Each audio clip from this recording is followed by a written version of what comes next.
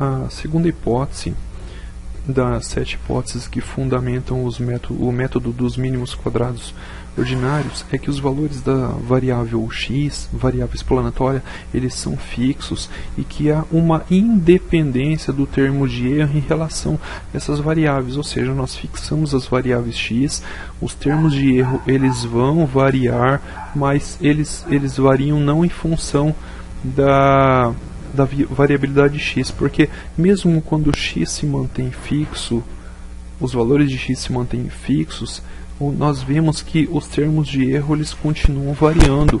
Então, com isso conseguimos identificar que a variação dos termos de erro ela não depende de x, tá?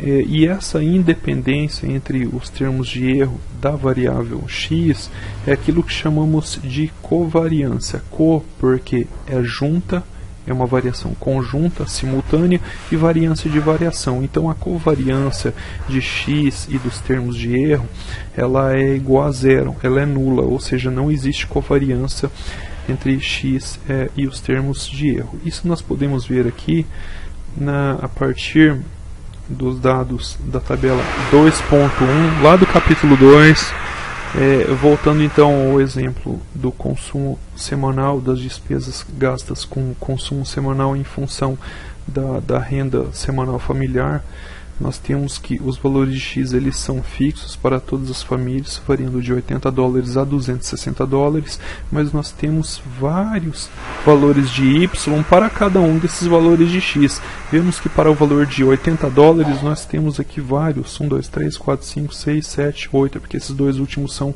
repetitivos, 8 valores de y para cada um dos valores x. Tá, o valor de x ele permanece fixo, mas há variações em y. Nós trazemos então, vamos para as tabelas 2.4 e 2.5, também constam no livro do Gujarat. São duas amostras aleatórias, coletadas aleatoriamente dentro dessa tabela 2.1 aqui, mantendo-se x fixo. Olha aqui, esta aqui é a amostra 1, x é fixo, variando de 80 a 260. Aqui nós temos a amostra de número 2, com o x também se mantendo na mesma escala, fixo de 80 a $260, porém os valores de y, como podemos verificar, eles são diferentes. E aí foram plotadas duas regressões. Esta primeira regressão é a regressão da primeira amostra, mais ao lado aqui temos uma segunda regressão, esta regressão aqui, que ela foi plotada com base nos dados da amostra de número 2. As duas amostras, ambas as amostras, têm a mesma escala para x, ou seja, x se mantém fixo, porém os valores de y eles são diferentes, e por serem diferentes, o que poderíamos esperar é que os valores dos y previstos, eles também são diferentes, né? Olha aqui, da regressão 1 e da regressão 2. Nós temos aqui diferentes, aqui temos 65 na primeira regressão, e na segunda regressão da segunda amostra temos o valor de 63. Consequentemente, os valores dos resíduos, ou também chamados de termos de erro, que são nada mais, nada menos que a diferença, como podemos ver aqui, a diferença, vou até colocar aqui, entre o valor efetivo de y e seu valor observado, está aqui. Os resíduos eles são diferentes em ambas as regressões. Aqui nós temos esses resíduos, aqui estou fazendo manualmente, mas já tem aqui ao lado resíduos calculados pela regressão, feito pelo Excel, são diferentes dos resíduos da segunda regressão aqui. Nós temos aqui o valor de 4,81 para o primeiro resíduo e de menos 8,25 para o segundo resíduo. Traçando aqui, por exemplo, um gráfico de linhas para ambos os resíduos de ambas as regressões, nós temos aqui este primeiro caso, e para o segundo caso vamos traçar aqui, com certeza vai dar um valor parecido, mas assim diferente. A gente pode verificar que o comportamento é diferente, porque os resíduos eles são diferentes. Então a gente nota que mesmo x se mantendo fixo, vamos apagar aqui, mesmo que os valores de x eles se mantêm fixos, eles não mudam, por isso são fixos. Aqui e aqui também para ambas as amostras, os valores dos termos de erro eles mudam, mesmo que x permaneça fixo, os valores dos termos de erro, dos resíduos, eles estão mudando, porque os valores de y eles são diferentes nestas duas amostras aqui. Então a gente consegue verificar essa interdependência, a gente conseguiu verificar por isso que a variação dos resíduos do termo de erro ela não depende de x. Tá? Quando x permanece fixo, o termo de erro ele está variando. Então não depende de x, depende de y. Mas por que isso? Vamos voltar aqui ao livro. Então nós temos que... Por que fixar valores para x? Como diz aqui no texto, né? Considere as várias populações de y correspondentes aos níveis de rendas mostrados na tabela. Mantendo-se fixo o valor da renda x no nível de $80, podemos selecionar aleatoriamente uma família e observar as suas despesas semanais de consumo y, que são de 60. Ainda considerando x igual a $80, selecionamos uma outra família e observamos que o seu valor de y é igual a 75. Então, como disse, o valor do termo de erro, do resíduo, ele depende, nesse caso aqui, da variação de y. Então, os resíduos estão variando não com x, eles estão variando de acordo com a variação de y. Mas por que fixar os valores de x, né? Porque então os valores de x eles são não estocásticos. Não estocástico significa não aleatório, significa que os valores são fixos, né? E aí aqui explica, por exemplo, que primeiro, para simplificar o estudo, né? Mais lá adiante, a partir do capítulo 13, se não me engano, nós temos aí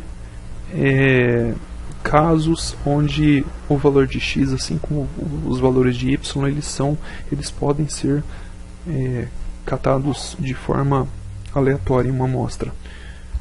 Mas por que fixar os valores de x? Primeiro, para simplificar o entendimento. Segundo, muito usado em situações experimentais. Aqui dá dois exemplos nesse texto. O primeiro de um produtor que ele tem, digamos aí, uma fazenda, onde ele particiona o tamanho total da sua área em vários lotes menores. E aí ele faz experimentos. Em cada um desses lotes do mesmo tamanho, a terra tem que ser tratada com fertilizantes, adubos, enfim, mas ele adiciona valores diferentes, de doses diferentes para esses insumos, para esses fertilizantes, adubos, enfim. Por que ele quer ver com isso? Ele quer ver se mantendo fixos esses diferentes valores, ou seja, assim como nós tínhamos os valores fixados para x, no caso do exemplo anterior, variando de 80 até 260, aqui ele faz experiência. Em um lote ele coloca uma quantidade menor de fertilizante, na outra ele adiciona uma quantidade maior, porque ele quer ver qual vai ser o impacto na produção. Então o objetivo de fixar os valores de x é justamente isso, é ver qual vai ser o impacto. Estamos variando x, queremos ver qual vai ser o impacto em y. Da mesma forma, tem um outro exemplo aqui, que há uma pessoa que é proprietária de uma loja, um supermercado, resolve dar diferentes percentuais de descontos para itens diferentes. Um ele dá 5%, ou 3%, ou 10%, só a título de exemplo, para ver qual vai ser, digamos aí, o seu impacto na sua demanda. Então utiliza-se fixar os valores de x justamente para isso, para ver qual vai ser a diferença, o impacto significativo, digamos, da produção na demanda, e por aí vai. Bom, o terceiro caso aqui, como eu falei aqui do capítulo 13, né? Mesmo que essas variáveis x elas sejam do tipo estocásticas, né, aleatórias, os resultados estatísticos da regressão linear, baseada nesse caso onde x é fixo, né, chamado de regressores fixos, também são válidos quando a variável x é aleatória, mas isso veremos mais adiante lá no capítulo 13. É interessante notar que quando os valores de x eles são fixos, o modelo ele é chamado de MNRL, que é modelo modelo clássico de regressão linear quando x é fixo, e quando x é aleatório é esse aqui, MNRL, que é modelo neoclássico de regressão linear. Neo significa de novo, né, o novo modelo, né? Antes estávamos trabalhando com x fixo e agora x é aleatório. Então tá, bom, foi explicado então a segunda hipótese, que ela diz o seguinte, que a covariância entre x e os termos de erro é zero, ou seja, a variabilidade dos termos de erro não depende da variabilidade de x, ou seja, os termos de erro eles variam mesmo x permanecendo fixo. Então essa hipótese que afirma que o valor médio dos termos de erro condicionado a um dado valor x é zero. E geometricamente essa hipótese ela pode ser ilustrada na figura 3.3. Vamos ver a figura 3.3. Não, está mais atrás aqui. Aqui está a figura 3.3. Então, aqui nós temos todos os valores de x aqui plotados na horizontal, e na vertical temos os valores de y. Os valores de x se mantêm fixos, x1, x2, x3, x4. Então, para cada um desses valores de x, temos vários valores de y aqui. Então, x está fixo, mas o y está variando, os termos de erro estão variando. Aqui, novamente, x fixo, mas há vários termos de erro, que é a diferença entre o y amostral menos, no caso, o y observado menos o y médio, também chamado de y estimado. Espero ter ajudado e peço que se inscrevam no meu canal. Grande abraço.